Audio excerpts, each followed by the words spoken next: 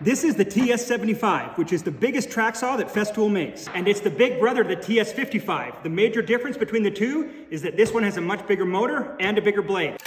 The blade size is about 210 millimeters, which is about 8¼ inches, giving you a max cut depth of about 3 inches.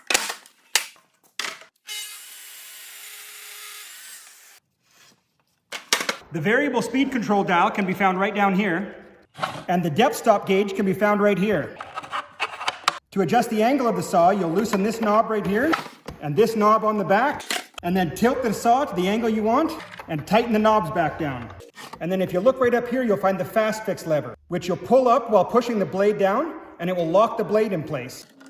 And then you can use an Allen key to loosen the nut and take your blade out and replace your blade. And then the last thing to show is this stopper right here. You'll loosen the knob and take it off, and then slide it onto the back of your track and tighten it down. And it acts as a stopper and also fits right over top of this lip. So when you back your saw into it to do plunge cuts, it prevents the back of the saw from lifting up.